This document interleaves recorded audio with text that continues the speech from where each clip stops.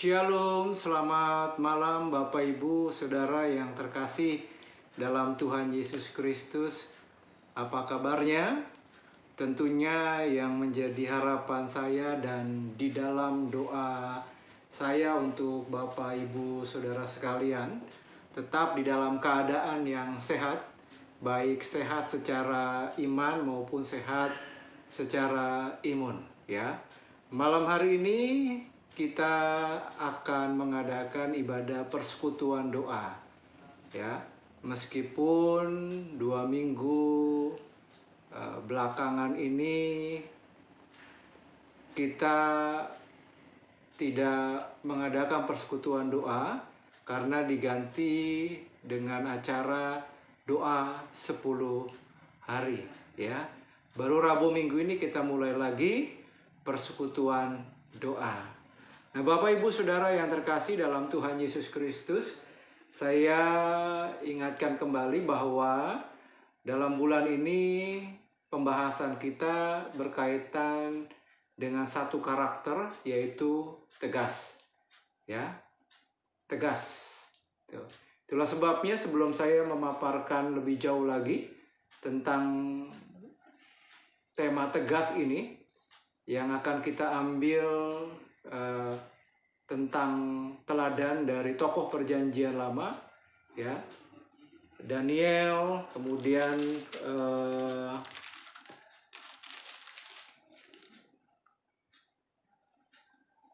Hananya, Misael, dan Azaria, ya. Kita akan belajar ketegasan dari mereka, ya. Apa hal-hal yang bisa kita petik atau pelajaran yang bisa kita ambil berkaitan tentang ketegasan dari tokoh-tokoh tersebut. Tapi sebelumnya mari kita berdoa terlebih dahulu di hadapan Tuhan. Terima kasih Tuhan, kami bersyukur malam hari ini kami akan mendengarkan kebenaran firman Tuhan dalam persekutuan doa, dan juga setelah itu kami akan menaikkan doa seru dan syafaat kami kepada Tuhan. Berkati setiap umat-Mu yang akan mendengar maupun hamba-Mu yang akan menyampaikan kebenaran firman Tuhan. Di dalam nama Tuhan Yesus kami telah siapkan hati kami. Amin. Bapak Ibu Saudara yang terkasih dalam Tuhan Yesus Kristus, setidaknya ada 3 hal penting yang bisa kita teladani dari Daniel, Hananya, Misael, dan juga Azaria tentang ketegasan. Yang pertama adalah dari Daniel terlebih dahulu, ya. Yang pertama, ketegasan yang dimiliki oleh Daniel bisa dilihat ketika Daniel tidak mau kompromi dengan dosa. Dia mengatakan no terhadap dosa.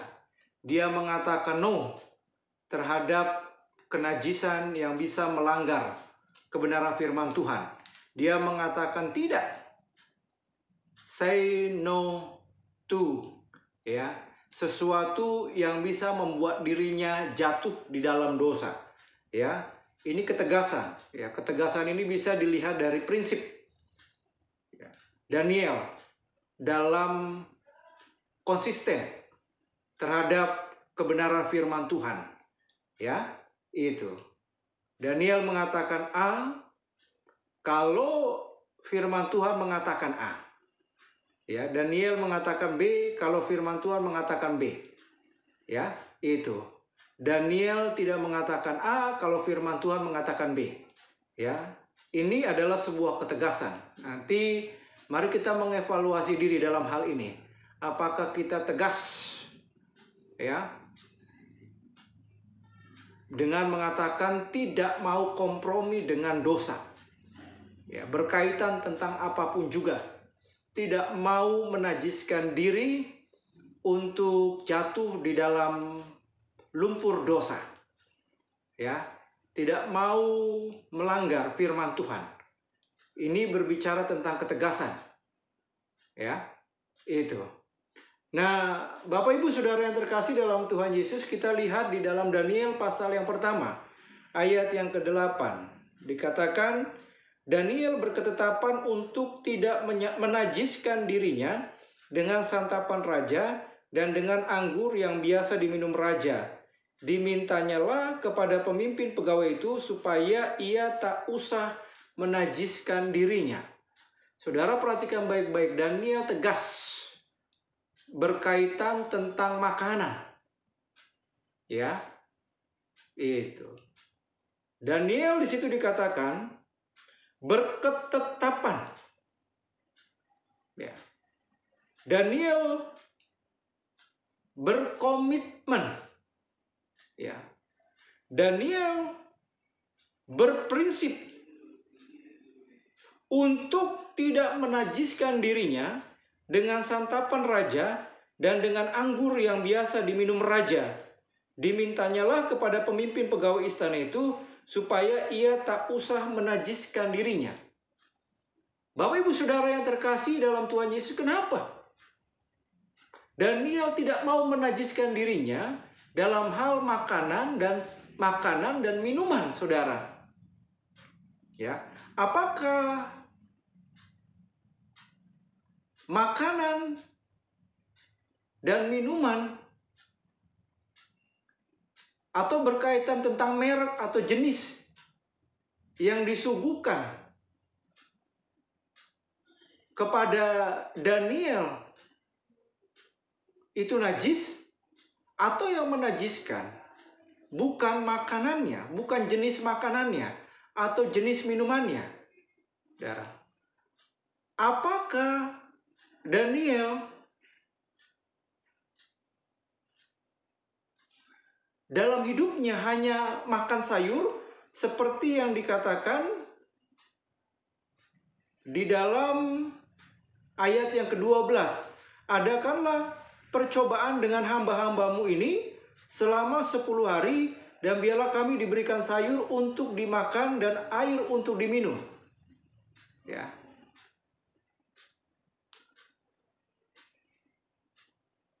Apakah Daniel itu memang seseorang yang hanya makan sayur dan minum air putih di dalam kehidupannya? Apakah Daniel memang tidak suka makan daging? Saudara, ya. Bapak Ibu Saudara yang terkasih dalam Tuhan Yesus, menurut saya, ya, yang menajiskan Daniel itu bukan menunya. Ya, yang menajiskan, yang membuat kemudian, ya, Daniel tegas tidak menajiskan diri terhadap santapan, makanan, dan minuman raja, itu bukan karena daging, saudara. Ya. Tetapi yang membuat Daniel mengatakan bahwa dirinya tidak mau menajiskan, ya, dirinya terhadap santapan dan minuman raja, karena saudara, makanan dan minuman raja, ya, sebelum dikonsumsi oleh raja dan orang-orang yang layak untuk menerima makanan dan santapan atau minuman raja, itu sudah dipersembahkan kepada berhala terlebih dahulu. Ya, kita tahu bahwa Raja Daniel pada waktu itu ada di Babel.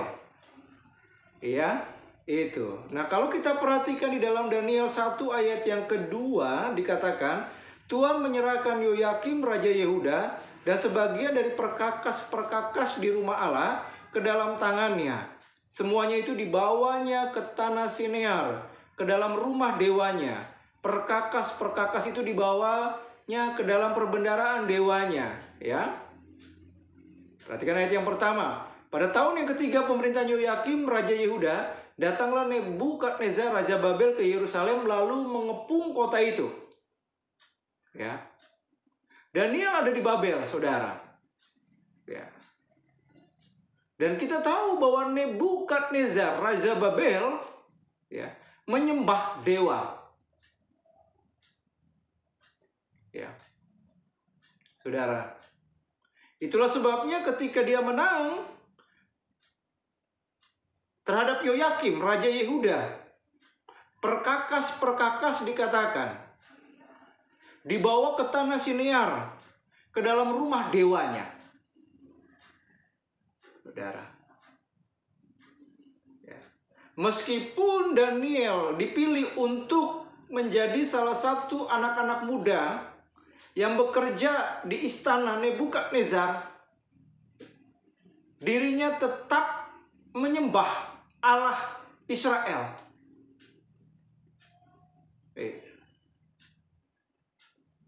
Itulah sebabnya dia tetap tegas, tidak mau menajiskan dirinya dengan makanan dan minuman raja, karena bagi dirinya, saudara, makanan dan minuman raja sebelum dimakan itu sudah dipersembahkan kepada dewanya. Ya, itulah yang membuat Daniel mengatakan makanan dan minuman itu sudah najis. Dia tidak mau kompromi. Ya.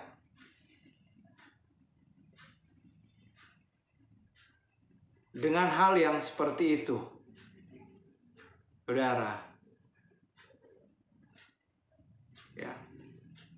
Bapak Ibu Saudara yang terkasih dalam Tuhan Yesus, bagaimana dengan kita? Ya. Anak-anak muda, apakah berani mengatakan say no to drug? Mengatakan tidak untuk narkoba? Ya, berani dengan tegas mengatakan saya tidak mau menajiskan diri saya dengan narkoba. Tidak mau kompromi dengan narkoba. Apakah kemudian keluarga-keluarga, ya, suami atau istri mengatakan say no to perselingkuhan? Ya. Tetap setia kepada pasangannya? Apakah kemudian anak-anak muda berani dengan tegas mengatakan tidak mau menajiskan diri dengan pergaulan bebas?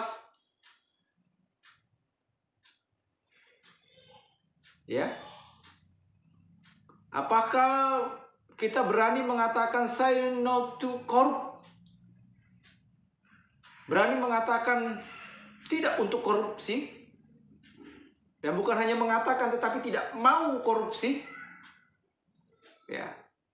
Berani mengatakan dengan tegas bahwa tetap menjadi seseorang yang jujur dan bertanggung jawab dalam setiap pekerjaan apapun juga. Ya.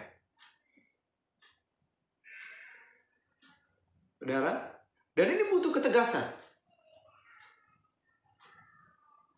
Ya. Yang kedua, saudara, ketegasan Daniel, ya, terlihat ketika Daniel berani menyatakan kebenaran. Ya. Pasal 2 dalam Daniel, pasal yang kedua, itu berkaitan tentang mimpi Nebukadnezar. Ya. Itu dipanggillah ahli jampi, ahli sihir, para kasdim untuk menerangkan kepadanya tentang mimpinya itu. Ya. Tetapi Nebukadnezar tahu bahwa ahli jampi, ahli sihir, dan para kasdim yang ada pada waktu itu akan membohonginya. Itulah sebabnya Raja Nebukadnezar meminta mereka untuk menjelaskan mimpinya dulu. Ya. Dan sekaligus maknanya.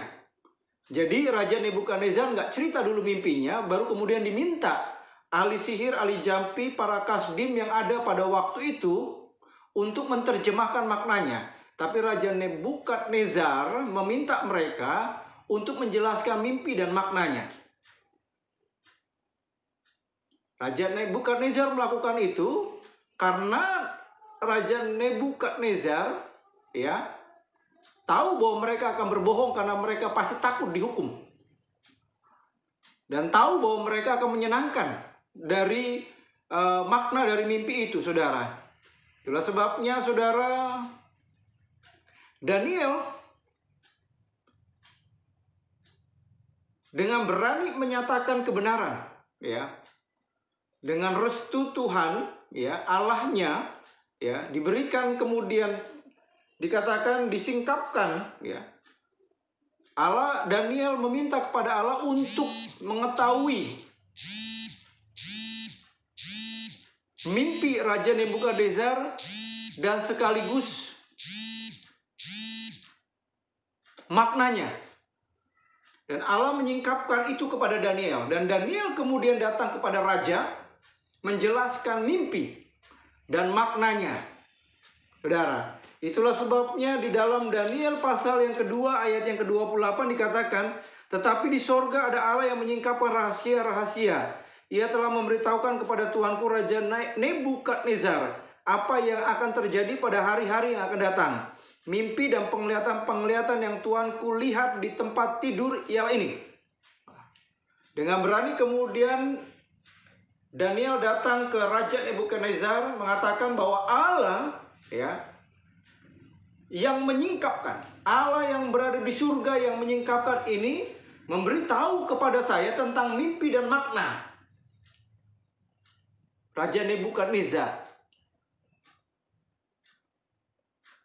Dan diberitahukan dengan tegas, dinyatakan kebenaran tentang mimpi dan maknanya oleh Daniel kepada Raja Nebukadnezar. Meskipun sebenarnya maknanya berujung kepada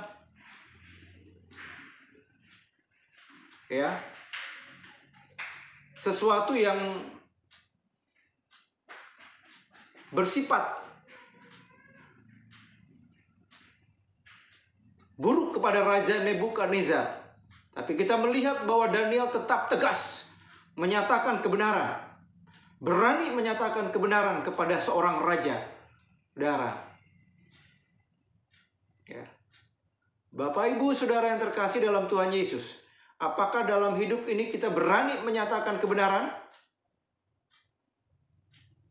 Ketika firman Tuhan mengatakan A, dan kemudian kita berani menyatakan kebenaran itu kepada orang lain. Ketika kita melihat ada orang lain yang tidak melakukan kebenaran, saudara, apakah kemudian kita berani dengan tegas untuk menegur dan menyatakan kebenaran kepada orang tersebut?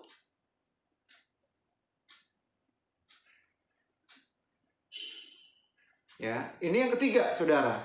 Yang terakhir, ketegasan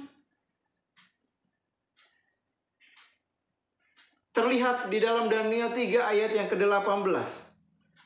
Dikatakan ayat yang ke-16, 17 sampai dengan 18 Daniel 3. Lalu Sadrak, Mesak dan Abednego menjawab Raja Nebukadnezar, tidak ada gunanya kami memberi jawab kepada Tuanku dalam hal ini. Jika Allah kami yang kami puja sanggup melepaskan kami, maka ia akan melepaskan kami dari perapian yang menyala-nyala itu dan dari dalam tanganmu ya Raja. Tetapi seandainya tidak, hendaklah Tuanku mengetahui ya Raja, bahwa kami tidak akan memuja dewa Tuanku dan tidak akan menyembah patung emas yang Tuhan dirikan itu. Ini ketegasan. Bahwa mereka bukan hanya Daniel, tapi di situ dikatakan Sadrak, Mesak dan Abednego. Ini nama lain yang diberikan kepada tadi di awal yang saya sudah sebutkan, yaitu Hananya, Misael, Hananya dinamai Sadrak, Misael dinamai Mesak, Azaria dinamai Abednego. Ini ketegasan yang dimiliki oleh keempat tokoh yang tercatat di dalam Daniel. Bagaimana mereka tetap berani mengatakan kepada raja bahwa tidak menyembah patung yang dibuat raja, tapi tetap setia kepada Allahnya. Bahkan luar biasa, saudara, dikatakan ayat yang ke-18. Tetapi seandainya tidak, hendaklah Tuanku mengetahui raja bahwa kami tidak akan memuja dewa Tuanku. Perhatikan baik-baik. Kami tidak akan memuja dewa Tuanku. Ini ketegasan, saudara. Kemudian dan tidak akan menyembah patung emas yang Tuhan dirikan, yang Tuanku dirikan itu. Ini jelas tegas. Ini terlihat dari prinsipnya, kesetiaannya, keteguhan imannya, saudara, komitmen setianya kepada Allahnya, saudara, tidak tergoyahkan apapun juga yang terjadi, meskipun mereka harus kehilangan jabatan sekalipun, bahkan meskipun mereka harus mempertaruhkan nyawa sekalipun, mereka tetap tegas, loyal, setia kepada Allahnya. Bapak Ibu Saudara yang terkasih dalam Tuhan Yesus, bagaimana dengan kita? Mengikut Tuhan tidak mudah. Untuk setia kepada Tuhan tidak mudah. Ya, memikul salib. Ya. Itu menyangkal diri. Bisa saja kita diperhadapkan penganiayaan, penderitaan karena mengikut Tuhan. Tapi pertanyaan bagi kita, apakah kita tetap setia sampai mati? Seperti jemaat Smyrna? Ya.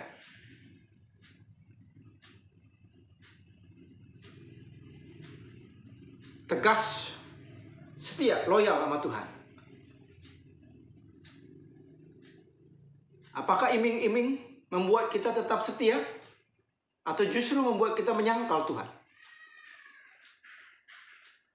Bahwa aku akan berikan jabatan, tapi harus menyangkal imanmu.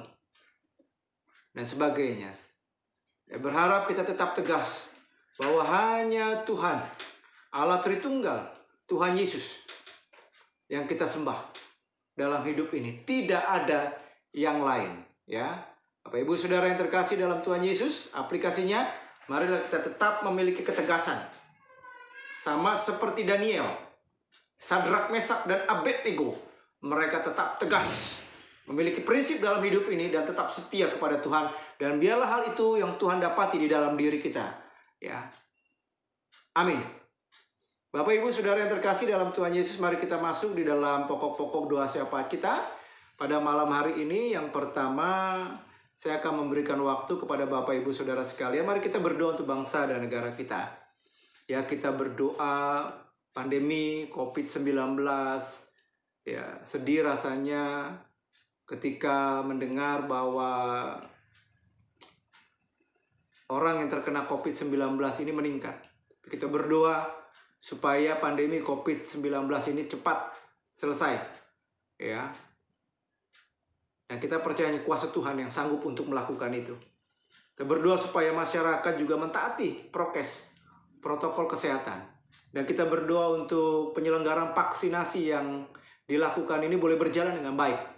Dan masyarakat antusias untuk mentaati juga apa yang menjadi perintah, apa yang menjadi anjuran dari pemerintah. Ya, kita berdoa untuk pemimpin bangsa dan negara kita diberikan hikmat untuk memutuskan sesuatu ya yang tidak mudah ini. Dan biarlah setiap kebijaksanaan itu didasarkan atas takut akan Tuhan. Mari kita berdoa untuk hal ini kepada Tuhan bersama-sama.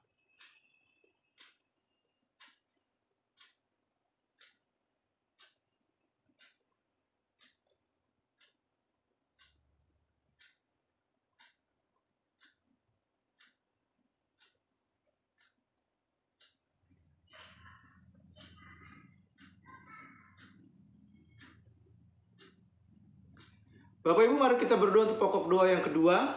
Kita berdoa untuk gereja Tuhan, ya secara khusus GKPI Bajem Geria Permata. Kita berdoa untuk para hamba-hamba Tuhan yang melayani. Kita berdoa untuk diaken pengerja. Kita berdoa untuk semua para pelayan-pelayan Tuhan yang melayani. Ya, kita berdoa untuk semua ibadah yang ada yang terselenggara di gereja kita. Baik ibadah tengah minggu, ibadah raya, ibadah sekolah minggu, pemuda, ibadah tengah minggu, Rabu, dalam variasi ibadah. Biarlah sungguh setiap umat Tuhan suka ya untuk belajar firman Tuhan. Dan biarlah melalui setiap kebenaran firman Tuhan ibadah meneguhkan mereka, memberikan pertumbuhan iman bagi setiap umat Tuhan. Mari kita berdoa untuk hal ini bersama-sama kepada Tuhan.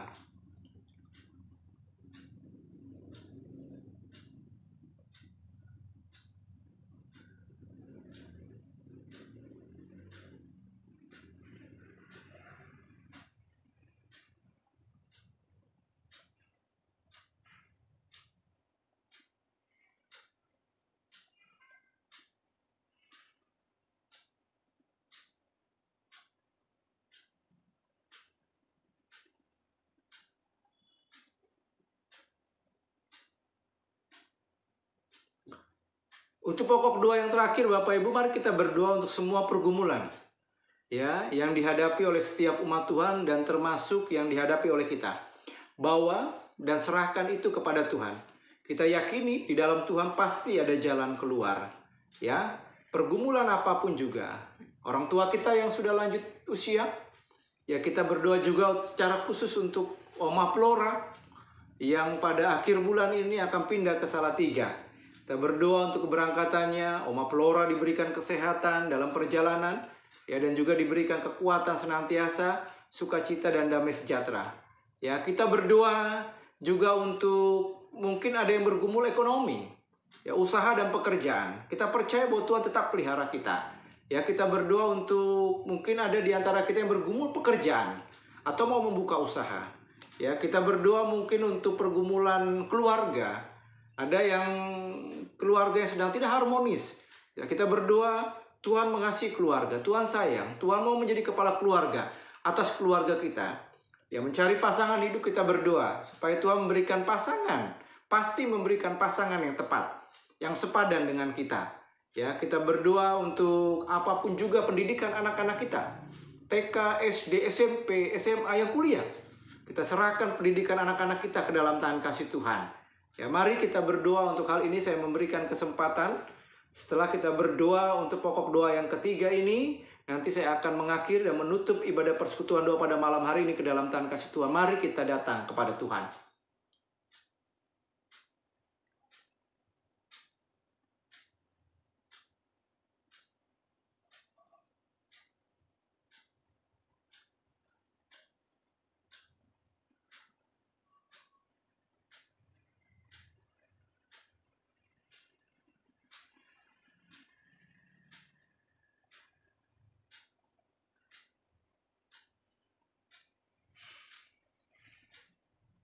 Terima kasih Tuhan, kami bersyukur. Tuhan sudah pimpin jalannya ibadah dari awal sampai akhir. Kami bersyukur Tuhan sudah mendengarkan kebenaran firman-Mu yang berbicara tentang ketegasan. Dan biarlah kami boleh menteladani Daniel, Sadrak, Mesak, dan Abednego yang tetap memiliki ketegasan untuk tidak menajiskan diri, tidak kompromi dengan dosa, menyatakan kebenaran, tetap setia, loyal kepada Allah-Nya Tuhan. Dan biarlah itu kami miliki ketegasan itu Tuhan dalam diri dan di dalam kehidupan kami.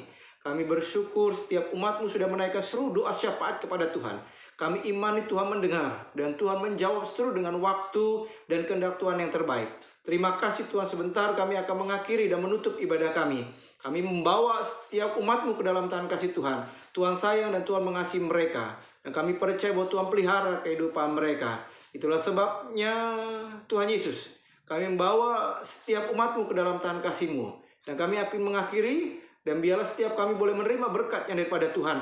Biarlah berkat di dalam Allah Bapa, Sang Pencipta langit dan bumi dan pencipta kita. Kasih karunia dan anugerah yang sempurna dari Tuhan Yesus Kristus.